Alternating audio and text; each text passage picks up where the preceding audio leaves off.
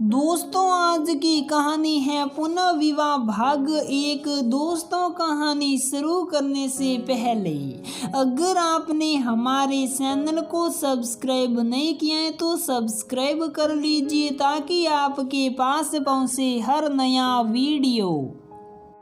पुनः विवाह सुनते हैं तो लगता है खींचड़ो कितनी अच्छी बात है। अब हमारे समाज में ये सब होने लगा है।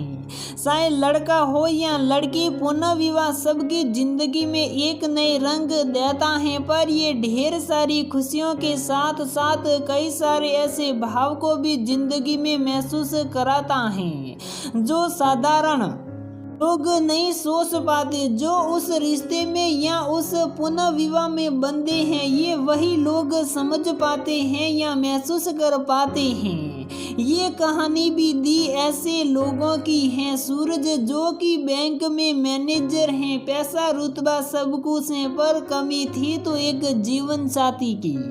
ऐसा नहीं था कि वह कुंवारा था, वह शादीशुदा था और उसकी 8 साल की एक बेटी भी थी। माता पिता परेशान थे, बहनें भी परेशान थी और भाई भी कि कैसे चलेगी उसकी गृहस्थी। बेटी भी छोटी है। कुछ दिन तो माँ बाप ने साथ में समय दिया, लेकिन उनकी भी उम्र हो गई थी और एक छोटे बच्चे को संभालना आसान नहीं होता है। सबने उसे समझाया कि दूसरी शादी कर लो। वह चाहता नहीं था शादी करना, क्योंकि वह अपनी पहली पत्नी आबा से बहुत प्यार करता था।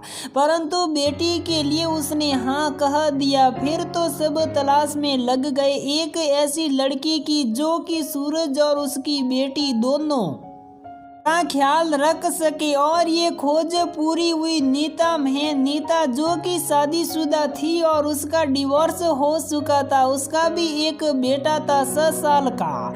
उसके भी घर वाले परेशान थे, खासकर उसके माता पिता, क्योंकि अभी तो वह लोग हैं, सब कुछ देख रहे हैं, लेकिन उनके बाद उनकी बेटी का क्या होगा। भाई बहन सब हैं, पर वह तो कुमारी लड़की के भी होते हैं। फिर भी उसकी शादी की जाती है ताकि उसे एक साथी मिल सके जो कि उसके साथ हमेशा रहे। शादी हो गई, 15 दिन बाद ही शादी थी और ये भी तय हुआ कि नीता अपने बेटे सोनू को लेकर आएगी ताकि सूरज की बेटी सोना को माँ का भी प्यार मिल पाए और सोनू को पिता का, और दोनों बच्चों को अपना पूरा परिवार मिल जाएगा। और शादी एक सीधे साधे समारोह में हो गई। जब विदाई का समय आया तो नीता की माँ ने कहा, बेटा अभी सोनू को मत ले जाओ, हमारे पास ही रहने दो, पहले वहां जाकर तुम देखो समझो सब कुछ, उसके बाद सोनू को ले जाना। किसी ने कोई आपत्ति नहीं की। नीता को अजीब लगा, क्योंकि उसने सोचा हुआ था कि अब मेरे बेटे को कंप्लीट फैमिली मिलेगी। पर ये सोचकर कि चलो कोई बात नहीं, अगली बार उसका बेटा भी बहुत रो रहा था। लेकिन और लड़कियों की मजबूरी यही होती, कहीं भी वह अपने मन की बात को खुलकर नहीं बोल पाती हैं। ससुराल पहुंचने पर सबने उसका स्वागत बहुत अच्छे से किया। नीता भी एक समझदार लड़की थी। रात को जब सूरज और नीता एक कमरे में आए तो सूरज ने कहा, देखो नीता, मैं शादी नहीं करना चाहता था, लेकिन मैं अपनी बेटी से बहुत प्यार करता हूँ और सिर्फ उसके लिए मैंने शादी के लिए हाँ कह दी, क्योंकि मेरे जीवन में आबा की जगह कोई नहीं ले सकता। नीता ने जब ये सुना थक सी रह गई। वह पहली रात को भी ये सारी बातें करता है। ठीक है, आप प्यार भरी बातें नहीं कर सकते, पर दो दोस्तों की तरह तो बात कर सकते थे। अनीता ने कुछ नहीं कहा। अगले दिन से ही उसने अपनी गृहस्थी संभाली। सोना का ख्याल रखना, सोना को क्या पसंद है वह सब करना। फिर उसके घर से उसके पापा लेने आए तो अचानक सबने कहा कि तुम ला तो रही हो और सोनू को लाने की जरूरत नहीं है। नीता ने पूछा क्यों? तो सब ने कहा अपने नानी घर में खुश हैं, उसे वहीं रहने देना, बस तुम आना वरना सोना का ख्याल तुम अच्छे से नहीं रख पाओगी। रोहिल गई, उसके ये कैसे सोच हैं? एक बच्ची जिसकी माँ नहीं है उसके लिए माँ को लाया गया और एक बच्चा जिसकी माँ है उसे कहा जा रहा है कि अपने बच्चे के साथ मत रहो। कितना अजीब है हमारा समाज। नीता कुछ बोल ही नहीं पाई। उसके पापा ने कहा हाँ कोई बात नहीं, 20-20 में वह आ जाए करेगी मिलने या फिर हम उसे मिलाने के लिए ले आएंगे। सोनू को चुप रह गई वह। उस समय तो उसने किसी से कुछ नहीं कहा। रास्ते में अपने पापा से पूछा ये क्या हुआ पापा?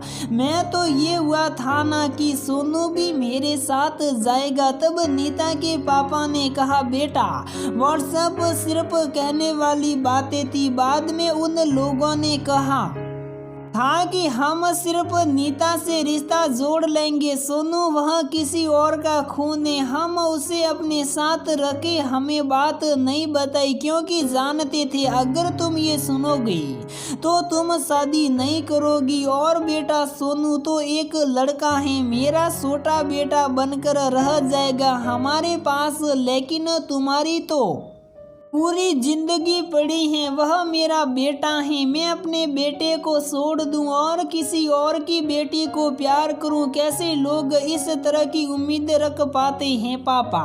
अगर ऐसा है तो मैं नहीं जाऊंगी, मैं अपनी सोनू को छोड़कर कहीं नहीं जाऊंगी। पापा ने बहुत समझाया खुले अभी तो सल तेरा सोनू तेरा इंतजार कर रहा है। नीता घर पहुंची पर सबसे नाराज थी वह, क्योंकि उसे समझ आ गया था कि घर में सिर्फ उसके अलावा सबको पता थी ये बात। पिता को आए हुए 10 दिन हो गए थे, लेकिन सुबह जब तक उसे लेने नहीं आया हर बार कुछ ना कुछ बहाना करके डाल देता था। लेकिन बेचारी सोना रोज अपनी नई मम्मी से बात करती थी, मम्मी तुम कब आओगी, मम्मी तुम कब आओगी। नीता को अच्छा भी लग रहा था और अजीब भी। अच्छा इसलिए क्योंकि अपने बेटे के साथ रह रही थी। अगर वह जाती है तो उसका बेटा उससे दूर हो जाएगा। और अजीब इसलिए कि कैसा आदमी है ये, उधर से होना नहीं, सबको जिद कर करके दादा दादी बुआ सासा कहा कि पापा मम्मी को लाने क्यों नहीं जा रहे हैं। आखिरकार सूरज को सबकी बात मानकर नीता को लेने आना पड़ा। नीता चली गई अपने सोनू को छोड़कर। बहुत दुखी थी वहाँ पिछली बार से भी ज्यादा, क्योंकि पिछली बार उम्मीद थी कि अगली बार उसका बेटा उसके साथ चलेगा, पर अब तो वह मिट भी खत्म हो गई। और सूरज के साथ अब तक कोई रिश्ता भी तो नहीं जुड़ पाया था। मन का भी कुछ बोल सके, कुछ कह सके, कुछ पूछ सके। घर पहुंचे तो सुना, बहुत खुश होकर आकर लिपट गई। उसे लगा शायद उसका सोनू है और उसको पकड़कर रोने लगे। मिस कर रही थी तबला सोनू, नहीं ये तो सोना है। उसको प्यार किया और अंदर चली गई। फिर वही दिन शुरू हो गई। 9:30 बजे निकल जाता था, तब तो बात भी नहीं कर पाती, इंतजार करूंगी तब तक आ जाती थी। सोनू से ठीक से बात भी नहीं कर पाती थी।